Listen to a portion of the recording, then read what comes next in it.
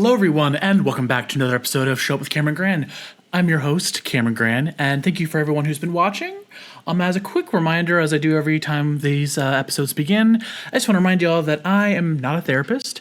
I'm just somebody going on his own mental health journey, showing you like the tips and tricks that I use that have helped me. You guys can take them, you can leave them. I do encourage you to try something in your life because who knows if something that you try might actually work better for you. Because that's the one thing I always make sure people know is that usually your mental health is like a trial and error thing. It's okay to practice and try different things because eventually your brain will respond to something, and those are the things that you should keep, and then the things that don't help you at all in your brain should be like thrown out. And that's kind of why it's always called a journey. It's never called like a destination. Like it keeps going and going. But again, not a therapist, just something I want to share with you that helped me along the way. Today, I decided that I wanted to go on about being okay with yourself. And what does this exactly look like? Because it's hard to figure out the exact words to express this. One of the huge things that you start off with is this thing called shame or guilt. That's one of the things I've told you guys before that helped me when I learned those distinctions. But also the step before learning the difference between shame and guilt is being okay with your own flaws. And I feel like it's a vital thing to remind people because a lot of times we get wrapped up in societal expectation or our own expectations for ourselves. And it's hard to remind ourselves that today is only 24 hours. With my brain, I don't know anybody else out there, but my brain works like rapid speeds. My body's like way slower, not only because of my weight, but also because it's just that's how much my anxiety and my stress operates. I know I brought it up last time, but again, I want to keep reminding people of that amazing movie because it just really hit home with me because my anxiety is definitely faster than my ability to cope with it sometimes. And I feel like Inside Out 2, especially the end, definitely gives like a huge like visual for some people to actually like understand what that looks like. For me, that's why I go to movies a lot of times, is because sometimes I don't understand things and sometimes I feel lost or I feel like what's the point? Things are just going to go to crap and I don't really have control over everything in the world. But what do I have control over? And something that I'm trying to navigate for myself is when should I be the one to change and when should I expect others to change? And sometimes it's also how do I know how to be around other people? And what I'm expressing is something that can become a stopper to life. And I've realized that I need to figure out a better way to do the things I've already been doing because I don't want to be alone all the time, but the majority of my time is alone. And I feel like that's something that we have to deal with in adulthood is just like we no longer are surrounded by these circumstances that force us to be around each other. Some people have jobs and offices but they're divided by cubicles. So it's like usually 3 people you maybe know at work. Or for me, I do a lot of driving. And I don't do a lot of driving with other people. I don't really see the people that I work with. It's just me on the road, picking up and dropping off people, but usually I don't know them. And that's part of the thing I enjoy about it is like I'm working, but I don't have to, I guess, focus on maintaining relationships with people I don't know. And that's kind of like something I've realized that people either enjoy or don't enjoy. And I don't know if I enjoy that actually, because something that one of my friends told me is, you're an introvert, Cameron, sure, but you're an introvert who enjoys the presence of other people. And I agree with that, because if I could sit in a coffee shop all day, work on my stuff, and just know that there are people talking and being around me, that gives me so much cheer. And I enjoy being around my friends, which is why I'm one of the people who have always said, oh, just ask me to come over, and if you have something that you need to work on, I can be there too, and we can have a work session. I've always been one of the people that enjoy those things because sometimes it's kind of like having an accountability buddy to get like your schoolwork or your like just your own personal things at home done. And when you're not by yourself all the time, like accountability is hard. And this is true for me, especially because I was not taught discipline growing up. I know, again, another thing that you could just tell by looking at me probably, but I also was not told how to love myself, which sounds sad as I'm saying it, and that's not why I'm sharing it. It's just that I've realized those two things are kind of very important for your like own happiness, and I've missed them. And so I'm now trying at 28 years old to reconstruct how I go about living my day-to-day life. Because as a kid, you kind of have the like obligation to go to school. Like, and if you don't go to school and if you're not shown doing some kind of education, you can get in trouble for that. And so for me, there's always been an incentive to keep going that was kind of derived from fear. And fear is something that I've watched a lot of people recently, that sometimes I'm really good at challenging fear and sometimes I'm really good at pushing through it. And then sometimes it's so big in my head that it's like I don't have, and if I don't have a way through, if I can't see that in my mind, my body's just like, no, just stop. We're not even going to try. We're just not even going to put ourselves through that. And I feel like the thing that I crave, even though I am somebody who takes big risks, like moving across the country to different locations, and I also am somebody who trusts people. And it's one of those two things. It's like I would love to have a community of people that I would do everything for. And I am somebody who really cares for the people that I invite into my life. And I really mean that when I say to somebody that I love them or that I would do anything for them. And then I never exaggerate, kind of is how my brain works. And if I'm saying those things to you, even if it's like, oh, we're just hyped up in this amazing moment and we're just saying these amazing things. Yes, that's like the adrenaline, that's like the endorphins kicking in, that's like us like feeding off each other's energy. But that's not something that would stop as soon as the next day happens. Like, oh, I said this to this person, and sure, it was said when we were like really excited and really happy. But all the things that I said, I meant, because otherwise I wouldn't have said them, because that's just not how my brain works. Like I can't tell somebody things that I don't mean. And I think it's because every time as a child, if I did not say something that I could actually do, it was used as a weapon against me. And so I felt like I was surrounded by minds of way to get into trouble. For things that I've talked to other people that are just simple as living, I was in band and choir, but I was not given the permission to practice and do the things that would have taken my ability from like a 4 to a 10. Like I believed in my ability and I knew that I could do better. And it made me sad every time I'd go to school and then my teacher would be like, oh, I thought you were going to go practice.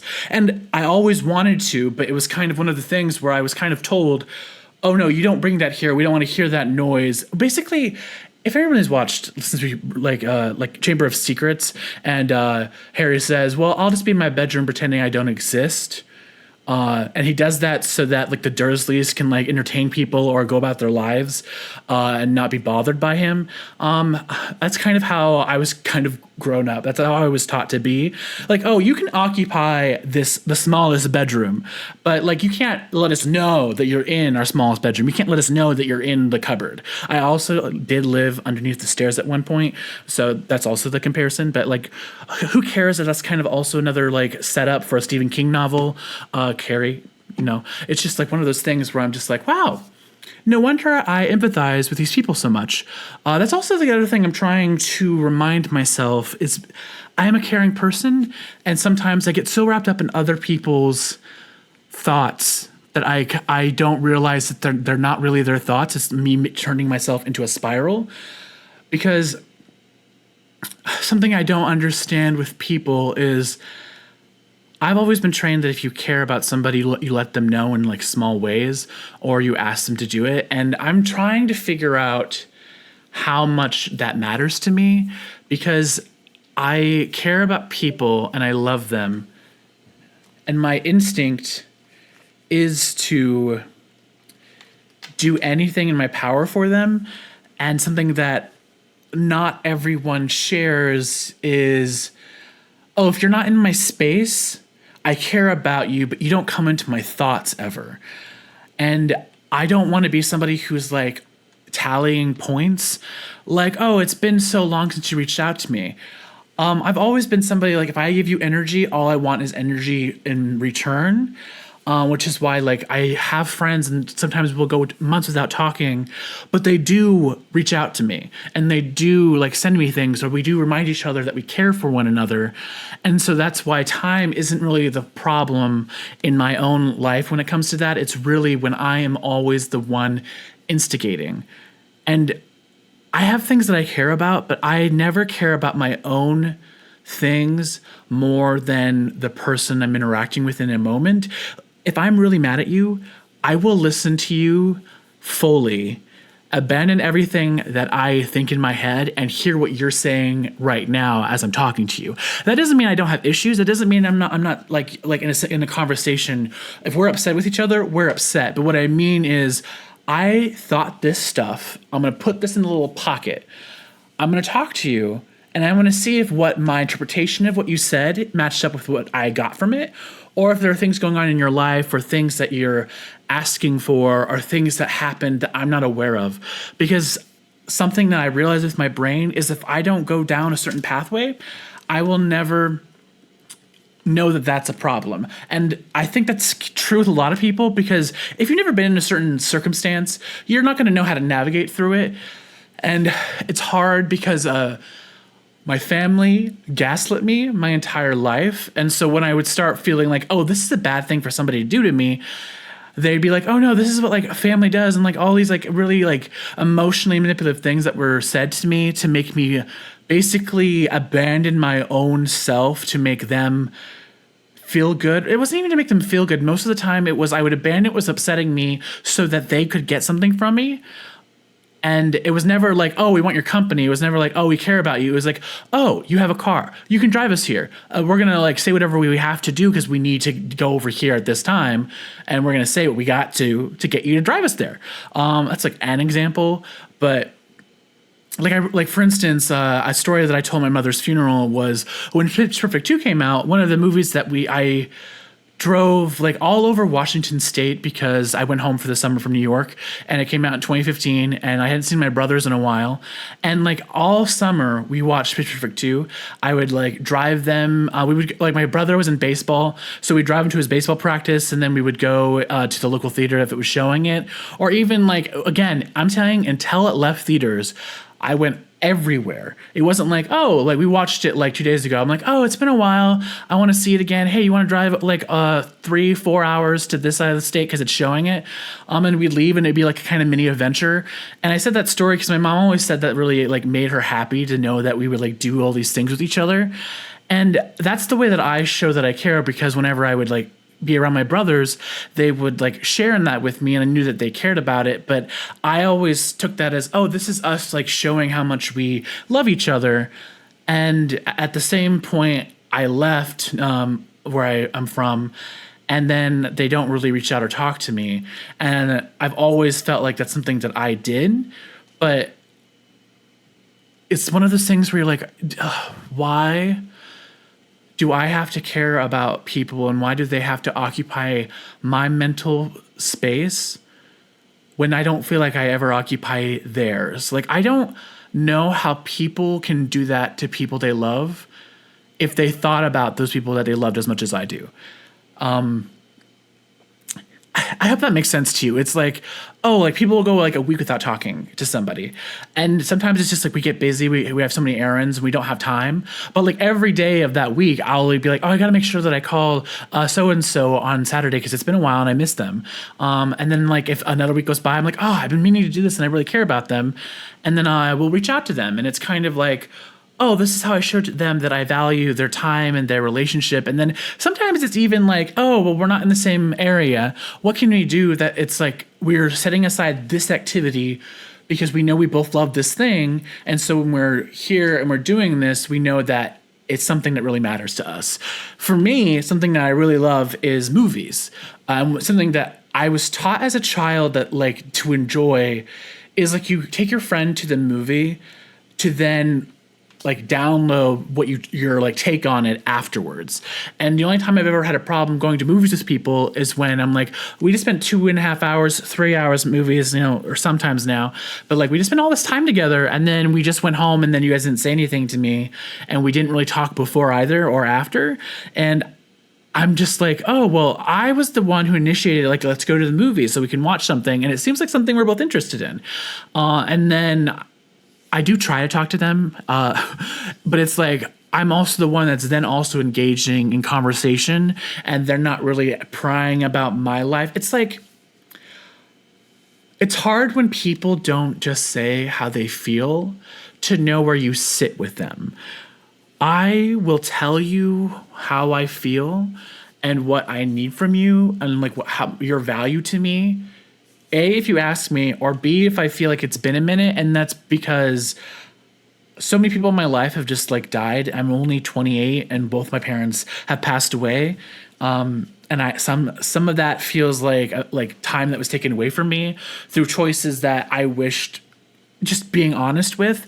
I was speaking to one of my friends this week, and I was talking about my mom, and I do think that if you are struggling with addiction, the thing that I started this episode by saying is important is you have to learn how not to view yourself through judgment. Because if you judge yourself for everything you're doing, you're never going to free up space in your mind to figure out how to fix it or how to be better at it. Because again, I'm not advocating for if you do any kind of drugs, but it's like, if that's your thing, how can you do that and also have a life? Because a lot of the things, especially that we're taught in the automobile industry, if you drive for public transit, is a lot of times when you do that kind of stuff, it kind of takes away your sense of time, and then takes away your sense of self. And then the only way you're ever happy is if you do it. And I did, again, knowing that and thinking about the time I lived with my mom and my sister, I was like, yeah, it was kind of odd. And I did ask them about it, but it's one of the reasons why I was like, what's going on with me that they don't want to spend time with me? Because the reason why I left New York was not because I didn't love New York. I still love New York.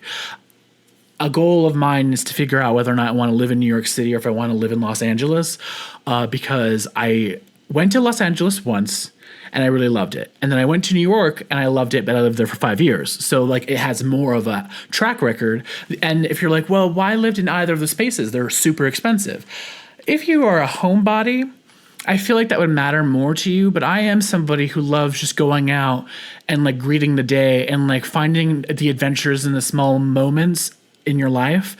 And it's harder when you live in driving cities than in walking cities, because you either have to have a car or you have to be willing to walk very far to get the small adventurous moments. There are times where I found things by accident in New York City, and some of them were shocking and some of them were really fun. And then there are things that I know of that existed in New York that I know have long since left the city. And it can be sad, but it also can be it's a moment in time is almost with the city is almost the same as a moment in time with the people that you love. And that's what I was missing in New York is I went there for school, and while I was at school, I kept calling home and then people wouldn't talk to me.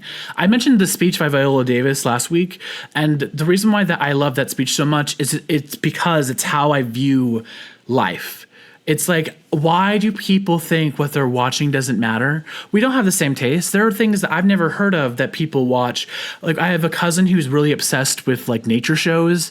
That's not something I'm interested in. But if my cousin sat me down and started talking to me about one of them, there are times where I've gone and watched that thing because he starts raving about a subject I never even thought to explore through Discovery or other shows that focus on the science of things, because it is fascinating sometimes what you discover. I've never been into paranormal things. I mean, vaguely I have, but never there was this haunting and this is the little news are happening. I recently got into Sam and Kobe, and then mostly I got into Selena Myers and Call Me Chris, and then I was oh, but they worked with Sam and Kobe, and that's how they got into paranormal stuff. And I had a desire to look into that stuff earlier in my life, but I didn't, because the people that I was around, very religious, very believed in it. And then if you even start looking into it, bad things will happen to you. So you better just not even approach it. Don't even look at it. We don't admit that it could be. What I mean by that is oh, it could be, but we're not going to acknowledge that it could be. It's by acknowledging it, it gives them power is kind of what I was taught. But also I feel like there's a freedom in like just the exploration of what like life after death is. And again, I know that my family has different like beliefs on that. And I've always been like, I am so curious as an individual, and I'm so curious about the people in front of me. How do you view things? How do you go through life? Like, what is it that makes you happy? What is it that fascinates you? What are the subjects that you can't put down? And like, what stories have captivated you as children? And when somebody loves something that I love and I still love today, it does draw me to them, because then I can like ask some questions about it. And then sometimes it's like, oh, well, we love the same thing, but we have different takes. Like for instance, I love Twilight. Everyone else like hates on Kristen Stewart. I don't. I think she was a really great Bella Swan, but like I've met so many people who love the Twilight saga who don't like her as Bella, period. And then I watched like TikToks and like small little shorts that are actually like mocking her. But for instance, people mock New Moon and like the opening spoiler when like Edward goes away, and people have mocked that to me, her like reaction, because it's such a thing in the book. But the book is all in Bella's head, and Bella doesn't really do anything outwardly. It's all happening in her head. All she does is like take off and walk. And so, and then for some reason they chose to like remove like the thinking part of a first person story, which a lot of times is what makes the story great. So I don't know why they did that for Twilight and then got rid of it for the rest of them. But it's kind of like one of those things where like there are things that I love about the story that I hate when people think that it's changed, and there are things that are changed about a story that I love. For instance, I just, because it's playing here, I just watched Harry Potter and Deathly Hallows, the movie, the first part. But like in the second part, I just finished reading the books because they just released Stephen Fry did narrations, and they're releasing them in America, and I have all 7 of them now, because somebody gifted me like the original Jim Dale versions, 5 of them. But I was listening to it, and then at the end of the story, Harry just kind of pieces out and goes to the Forbidden Forest by himself, and I hate that so much. And I love the fact that if you watch the last movie, he goes to Hermione and they acknowledge the truth about what's going on with him, that he is like the last Horcrux, and that the only way to stop Voldemort is for him to face him in the forest. But like there's an entire moment where he acknowledges this, and then he tells his friends, and then they let him go. And I find that such like a big moment and so powerful to just even absorb as a viewer, because again, maybe it's because I'm fascinated by psychology, because I'm like, how would I react given, like, if I was Harry's friends and he told me this, would I be as willing to let him go? I mean, with that benefit of them is they know what a Horcrux is, and they've been taught how to fight it. And over the course of the movies, he keeps hearing them, and then that's kind of why Hermione gets that he might be one as well. Again, this has become a very nerdy episode. I don't know why. It's just stuff I wanted to talk about. But that's kind of like accepting a part of yourself without judgment is kind of what that scene is, ironically, because he's kind of like, oh, he just discovered that this is part of himself. And instead of like dwelling on it, instead of being like, I'm going to be so upset that this was given to me, he just kind of rationally accepts his position and then goes to face the hard thing. And I guess that's the route that I need to take to explain, like, the first step is understanding where you're at. When you can understand where you're at without judgment, it frees up brain capacity to then just like figure out the steps that need to follow this reveal. How can I be a better version of myself? How can I take the steps? Also, I've said this so many times, people don't believe me for some reason, that your values are so important. But again, before I go on, remember your values are so important because they're your own. Remember that other people are still human, but they might just value other things more than you or less than you. And that's okay, because you're the one going through life. So you can only navigate your own life and let other people navigate theirs. And some people don't have that capacity for some reason. Maybe it's because I am so empathetic that I'm like, oh, I would never do this for somebody, but I understand their reasoning. It's part of the reason why I don't think universal like acceptance it's going to be possible with LGBT. Even though I am part of that community, it's it's something that people like talk to me and they're upset because there are still wrongs. But I think I would rather people just left us alone and we could live our own lives rather than having to constantly fight with you. Because I'm like, most of us don't want to fight with people. We just want to be ourselves and not have to worry for our own safety and our state of being because we don't want you to worry about yours either. But for some reason, we're always forced into that position where we have to worry about our own safety. Like, I don't agree with other people, but I still want them to be happy as long as they let me have the freedom to be happy. And maybe that's just like the kind of climate we're in now where we're always like, oh, am I in the right? Are you in the right? Which of us are in the right? We're always questioning who's right. And we're never questioning, should we be in this conversation at all? Like, who am I? What are my values? What things, if these are my values and what I care about, what things that exist in the world will never affect my life? And I say that because sometimes I feel like people are obsessed with different like laws and like things that would never happen to you because you would never be in that situation because they're not your like they're like you would never expose yourself to those kind of environments because there's just not something that you would ever want. Like for me, my family like struggles with addiction. They have my entire life. I'm learning new things every time I talk to my sister about like how deep that struggle with addiction goes. But it's ironic to me that I was taught not to do drugs by my family. And I don't want to call it hypocritical because I don't know what set them on the path to say yes. I don't know how bad their life got that they had to like give into this thing. My sister has told me things and I don't, again, unreliable narrative, an amazing thing to like dive into because when you do those things, you also start losing track of reality because a lot of the stuff that you do out there kind of removes you from yourself. And that's a side effect of it. And, it just always fascinates me that I will say, oh, that's not something that I have to worry about because I would never put myself in that situation. But I have lost people to those things. And it upsets me that I was never like engaged in a way that made me feel like my family knew that they were safe with me.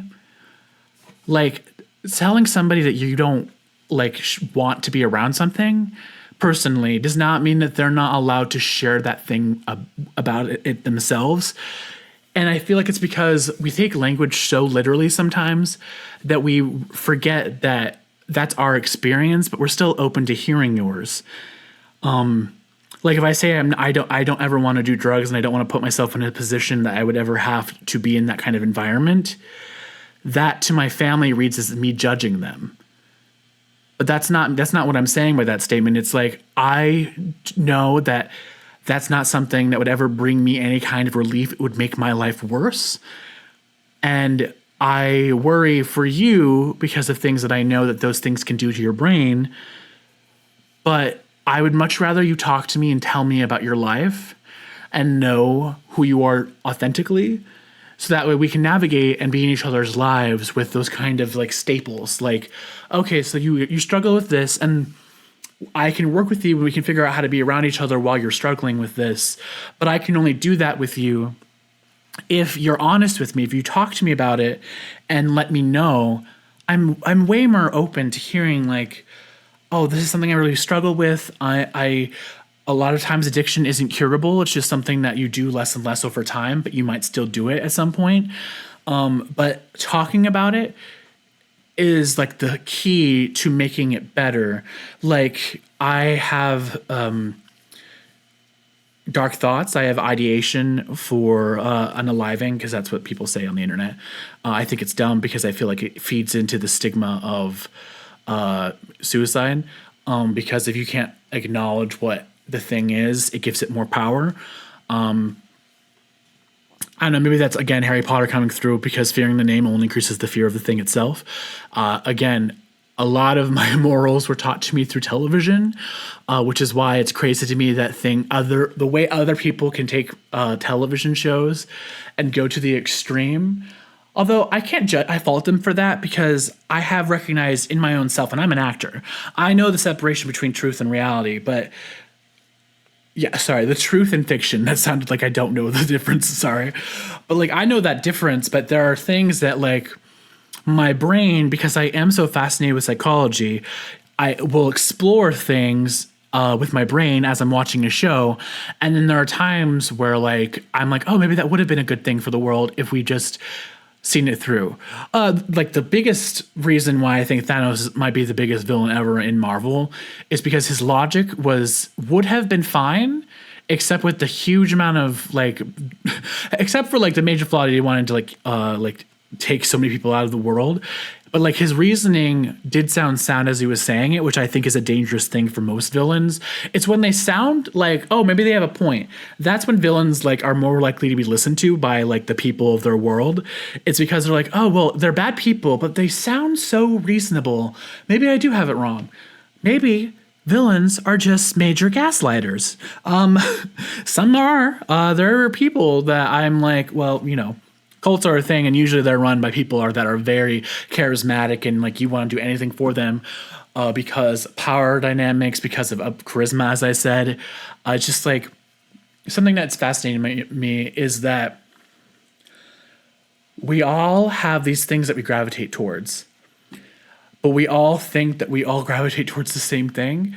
Like I love reviewing movies, but I've learned that my tastes are not the majority of people's tastes, because something that I want to dive into more on my channel is like, what are breadcrumbs? Maybe I've always been fascinated with mystery novels. And if you read a mystery novel, I feel like mystery novels are the best kind of stories that you can revisit. And that's why I love them so much, because the first read is basically you just being along for the ride and figuring out who done it, or like what crime's being committed, or like how to solve this. Or sometimes, I mean, this is a movie, but like Ocean's 11, or like how would they get away with doing this, like thievery. So it's like, it's fascinating because you're like unraveling the clues. And so you're engaging the puzzle part of your brain. Puzzle part of your brain. I don't think puzzling is right, but that fascinates me. And it's kind of the same thing where like, oh, if something really bad happens, I like listening to people and like figuring out how they could come to that conclusion, because how I was raised and how I grew up, I would never go to that thing, but I don't fault you for that. I am just fascinated how you could get to that thing. Because also we all grow up and we all forget sometimes we come from different families. And so that is a huge part of what makes us different. And so we all have different priorities based on those things. And I'm just learning to be more okay with that. Like there are things that I'll never have in this life. And I'm trying to put a stopper to like the envy I feel sometimes, where like I value family and friends so much, but the style of family that I value isn't what's being shown to me by my family.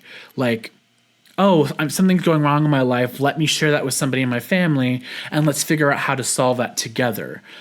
Most of the time, it's like, oh, let's tell people that I have this problem so I can manipulate them into giving me stuff that I want. It's like, how do I say this? It's like, my family, I guess, has always made me feel like they're masterminds behind manipulation. And the biggest thing I learned with DBT is just how to call people out on that, or to figure out when I've left or if I've left the need of the conversation. If my family no longer cares that I'm there, they're just trying to see how much they can pile on until I give in. And that's kind of why I wish more people did like, hey, we're not going to call this an intervention, but I feel like we need to figure out how to talk to each other better. And that's kind of something I wish that we had, because like if you go to work, they have every month or so, they're like, hey, everybody, let's come in and let's do like a little review about how we've been dealing with each other and see if there's a way that we could be more productive or how we could have more people be happy in this environment. What things could make us feel better. The check-in is what it's called. It's like when you check in with people and like make sure that they're okay. And I do love doing that with people.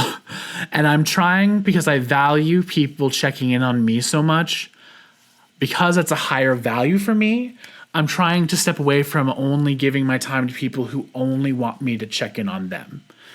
I love checking in on people because I love knowing how they are, if there's something that they're going through mentally that could help them navigate, or what things are coming up that maybe I could help like lower like their stress. And the position I'm in, unfortunately, is not like very like, I can't be very like, I can't help in the sense of I can give money, but I'm trying to change it so I can help in other ways more, because I do care about the people I love a lot, and life has put me in a position where I'm not able to be there for people as much as I want. And I've realized recently that I value this thing a lot, but I don't back it up with action. And in order to back up, like, oh, I have always idolized the capability of people to abandon what they're doing to go and help somebody somewhere else if they need help. If they ask for help, just to drop everything and go. I have always admired that with people. And then I have had people call me up or like had situations where I'm like, oh, I want to go do this for somebody. I want to be there for them. I want to show them that I care about them, because like we are this close of friends in my head, or this close of family. But time and time again, money is the thing that stops me, because I live paycheck to paycheck. And I'm starting to realize that part of my issue with life is my inability to have good finances or better finances. Because I wasn't taught finances growing up. I was taught how to live paycheck to paycheck, because my family basically lived like, oh, we get paid, we get rid of everything until next paycheck. We keep everything that's essential, like a roof over our head, food in the fridge. But after that, we get rid of all the money, because who knows if we're going to have it tomorrow, which is why I don't do anything involving gambling or like that kind of stuff, because I know going even into like, oh, let's just go to a casino. Let's have fun. Never been to a casino because I don't think I would be good with money. I like to believe that I'm somebody who'd be like, oh, I have $20. I'll only do that $20.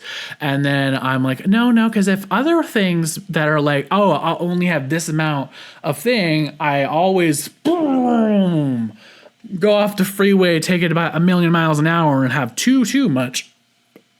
And you think that makes you happy, but then it's really the rush is what's happening. And because temporary happiness feels good in the moment, but it literally leaves you wanting more the next day. It doesn't like leave a lasting change. So you feel like you're just the same person who had a little bit of relief for like a couple of hours.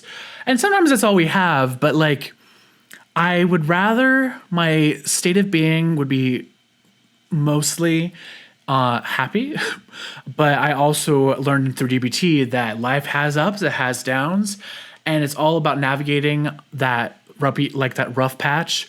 And when you can learn how to navigate those better, that's when you can have more time happy. Sorry, the way that I'm speaking makes me question my grammar. It's just because that's how slow my thoughts are coming to me right now. But it's kind of one of those things that I'm trying to change, because when I feel like I have to resort to what my family does, it's because I've gotten myself into a situation I cannot get out of without people's help. And I learned in 2019 actually, that though I would love to have family there in my worst moments, it's probably not going to happen. And though I would love to have friends there in my worst moments, probably not going to happen. And that's, again, I'm trying to fix that, but right now that's where I'm at. And because those situations have happened multiple times over my life, I'm like, okay, I'm going to find people who will be there for me in these dark times. But if I don't have those people, I need to figure out what I can change so I don't allow this thing to happen again. I need to figure out, if I'm somebody who might have this thing again, how to find like people that are willing to help me in those dark times, or who are capable of helping me in those dark times. Some people are able to do that, some people aren't, and I don't judge people who are not able to cope with that, because that usually means they have too much on themselves. Again, honesty is literally my number one for me. If you are honest with me, I can change or try to change anything. But change happens with check-ins. Like, if I have not thought a certain way, it's hard to change a behavior if I don't know I do the behavior. And then now that I'm aware of it, it's hard to change it long lasting if I can't hear it. How do I say this? It's like, the one thing I love about acting is you're kind of told if you're being a jerk to somebody. You're told you're trying to make them feel good. You're told those things so that way your own perception doesn't like challenge the narrative. It's in the plot. Whereas my life, constantly, I think I'm in great conversations with people and we're laughing with each other. And then all of a sudden it goes silent. And I'm like, okay, well, we were laughing a second ago, and I thought that they had gotten my joke that I said, and then all of a sudden they're not talking to me, which makes me feel like I said something that upset them. But I don't register it on their faces. It's really the silence is when I'm like, oh, something happened. Let's check in. Or please don't be afraid to check in with your people that you love. Because sometimes, again, if you're like me, your brain left alone will create any path to make you upset. It's something I'm changing, but it's something that I had to learn that, oh, my brain is conditioned to make me miserable. Sometimes it's warranted. Sometimes it's warranted. Sometimes it is not. You have to, one, figure out the difference. Two, if you are in the times when it's warranted, figure out how to travel that path better. Or figure out how to listen more. I used to do a lot of talking in conversations, and I still do, because I don't have the thing that says don't tell people you're like yourself.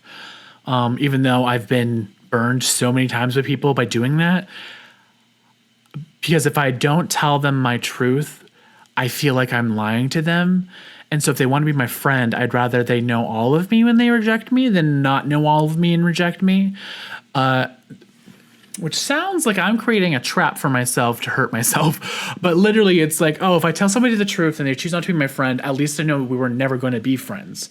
And the difference is, if I tell somebody my truth and we become friends, that doesn't mean that they can't change later on, because their values could change or something could happen and we just change who we are as individuals. And that's kind of where I'm in right now, where I'm trying to let people go and accept that for just what it is. I value friendship. I've had friends for 15 years almost because I value them so much. And friends have been a rare thing for me in life, and that's why I value each of them so much. Because everyone's like, oh, well, it's just one person. There are billions of people in this world. Well, maybe it's a dark thought. Like, I'm just allowing to be the truth that it probably isn't. But a lot of times the people that I do meet, majority of them have been cruel. And when I find somebody who wants to like listen to me or spend time with me or just be there for me, I'm like, oh, this is somebody that actually cares about me. Let me hold them into like forever. Which you can't. I mean, sometimes you can, sometimes you can't. But if like they change, I'm trying to be like, okay, if I've changed to the point where I no longer can continue like this kind of thing with you because of we're just in different places in our lives, I will tell you that. Like, because I value friendship so much that if I ever got to a point with a friend that I felt like we could no longer be friends with each other. This was even before I learned Dear Man and other DBT skills. That if I can no longer like navigate a friendship with them, I have to tell them. And it seems more and more today people are ghosting friendships and not responding, or just all of a sudden no longer engaging with people. And I couldn't do that to somebody because I'm like, I need them to know that we're no longer friends, because if they're like me, who will spend time and time and time and more time than you ought to on other people, like thinking of me. And if they're thinking of me and trying to figure out when they can hang out with me, or thinking of me and trying to figure out when they can fix things with me, that's so much time and effort in their own minds that if I don't tell them that it's no longer a friendship, I feel like I have tortured them. And that comes from my own anticipation anxiety. When people don't tell me what they want, it feels like a drill going on in my brain, torturing me, because I will leave a conversation and I'm like, what, like, where are we? And that's why I've never had this, but maybe I'll start doing this with people. I don't think you should leave a conversation if you're angry. And I thought that it used to be okay. Now, if you don't realize you're angry in the moment, that's not what I'm talking about. But if you know that something's happened and you're in a fight, I don't think I can have it for myself if people just leave instead of talk to me. Because if we talk and then you need time after we've talked to go over the moment for yourself, just to analyze, I don't know, just reanalyze the situation or friendship, whatever. I'm okay with that if you tell me that in the moment. I can't do it if you just like disappear, because I'll literally go over a million different things in my head. And I've realized for DBT and who I am, and what I've realized to not judge myself over is if it's icy, if it's not concrete, that's when the drill starts. And I do that not only with people, I also do that with activities. Like I'm trying to change and it's something that I'm actively trying to do, but the progress I'm making is slow. And then the project I'm making is not the process. The process is not concrete. Sometimes I do really well, sometimes I do really bad. And then sometimes the reasoning I'm not doing well are real reasons, and I can like forgive myself for those. And then sometimes they're because I care about something, but I've trained myself not to be disciplined about something I care about because it probably won't happen. And that's problematic. Like, how can you expect to like progress your life or project what you care about if you already decided it's never going to happen? Wow. See, this is what happens when you talk to yourself on the internet a lot. You start having like big epiphany moments. Normally I cry, but luckily that was not one that I'm feeling like I'm going to cry over. But I do stress a lot. Like in 2020, I was like, I want to do all these things. I don't know if I actually want to, but I feel like things I wanted to try. I love comedy. I've always loved comedy. And so eventually I was like, well, you always think about comedy. You always say you want to do it. Why not just go and do a stand-up? And I did. I went and did a stand-up. And being up there, I realized I care so much about comedy. But if you're in a comedy show and you listen to the performers, especially on open mic night, you realize that it's more people trying material. So it's not as much of a serious situation as I took it to be. Because I'm like, oh man, I don't want to like screw up so that they never want me to come back. I don't want them to ban me from this club or any of those things, or kind of like basically it's like when you're so stressed about something and then you enter a room and people don't care. They're like, oh yeah, we're just trying out jokes. We're just laughing with each other. And then they're like, oh, well, the point is to laugh and the point is to try out material on an open mic night. And also to try to see if you care or like are capable of doing stand up. And I did get good feedback from the club. And that's why I'm like, oh, and now I'm doing a lot of improv. And that came from me stopping the voice in my head that it's like, oh, why even try? And so I'm like, well, I'm not going to think about trying. I'm just now going to go and do. Because if I think about doing it, I will never do it. Oh man, the loopholes, my friends. The loopholes I am discovering in my brain today because I'm using that same, I'm doing the same thing with a different thing in my life. And I'm now realizing the path might be different, but the end result is the same. And that's what I'm realizing more and more in my life is that until my brain walks down a path, I will never know that it's the same result as the one I was doing the other day. Sorry, I'm laughing because it's just, I realized this about other people and not that I was doing it myself. I always navigate the same paths, and now some of them are different paths I've started. But it's basically if you go through a maze and then you find a left, and then you go like right, and then you take another left, and then you do right, and then another left, and then you keep another left. So basically, you've gone further, but then you find the same left loop that takes you back to the beginning of the maze. But because you're like, well, I had an extra 2 rights, so I must be like going forward this time. But it's like one of those things I'm now realizing about myself is I'm like, oh, I thought I was doing way better. But no, I am creating the same path just through a different terrain. Instead of going through like a grassy maze, now I'm going through a desert maze. But they both basically have the same thing at the end. So why are we trying to enter something with the same prize, you know? If you can call that a prize. But like I could be upset about myself with that realization, but it's just like, oh, I didn't even know I was doing that. And sorry, the silence is because I'm just trying to figure out like how do I feel about that? Because like I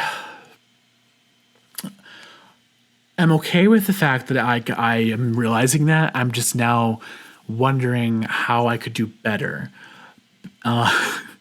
And to know that, I have to like learn more and to challenge more, because something that I'm doing and something that I'm going to save up for is I spoke to you guys about my finances. I know that I'm not good with finances, and I've asked people to help that are tell me that they're good with finances, and sometimes that works out for me, and sometimes I go across the country because they tell me that, and then they tell me they don't want to help me once I'm there, and then that's kind of like, oh, well, you're too trusting, you shouldn't have done that. But now we're basically like 5 years behind you where we were before, and so, oh wow, I'm gonna tell you guys something. I was giving myself so much like bad feelings because it's 2020 and I told myself I only wanted to be in Minnesota for 2 years. And then I left to Texas 2 years ago because I had family there. And then now my brain has been like, why aren't you in LA yet? You had 4 years to save up and go, and you're still here. And I just realized I wasn't giving myself credit of the reality of the fact that I did save up money. I did have enough to leave and go somewhere else, but I went somewhere and I got burned so hard that I basically like traveled back 5 years. And so now I'm recovering. And so really I'm on the same track that I was in 2020.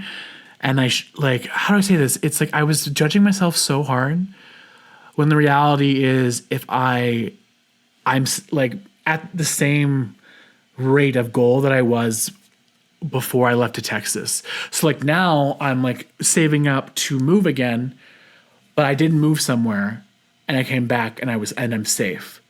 So my desire to move to California is not a bad thing. It's just because of that. I'm like, why am I still here? I've messed up. Why is this somewhere I'm at? And I'm like, oh no, you did try and you did do what you were supposed to do.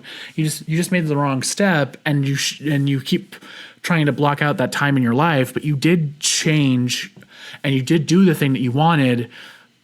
It just didn't work out that time. So stop acting like you're further along the path than you are. But finances are part of the reason that I struggle or fear for my own safety, because that's usually the thing that I allow to damage my life, and I don't want to allow that anymore. And I don't like hate myself for that. It's more of like I care about you so much, Cameron, that if you don't learn this skill, I fear the next time won't end up as well as this time did, because you had more of a support system than you thought, and now you don't have that support system. And I will never be somebody who doesn't look for more people in my life, but I want to make sure that I set myself up in a way that doesn't allow other people's lives to destroy my own, because there are a lot of things that people have that I don't have. I don't have a supportive family that to fall back into. Basically, I don't have a reliable backup. And I've known that for a while, but then I keep judging myself for not being further along when I'm trying to accommodate that fact now. Sorry. This ended up being more of a mental session than I was thinking it would be, but it's just one of the things that I'm trying to highlight, the fact that you just shouldn't judge yourself. And you shouldn't harp on yourself when you do fall back. It can become better. All you have to do is approach each day trying to make it better than the last, and that's all you can really control. With that, I hope you guys really enjoy this episode. My goal is to kind of figure out how to present this content better to you guys. I moved and I kind of had a setback. I had to go back to Washington to take care of my mother's unit. And now that I moved, I want to make sure my setup becomes more of what I want to share with you guys. And hopefully by having everything in line, I will be better for the future. Thank you guys so much for watching. If you do listen to this on a podcast platform, I'd appreciate a review. It spreads it to more people. If you're watching this on YouTube, thank you for being here. Hi. If you can, give it a like, a thumbs up, anything you want to do to help spread this to more people, I would appreciate it. As always, as you go throughout the week, please don't forget to show up for yourself, because you matter. Thank you. Bye, everyone.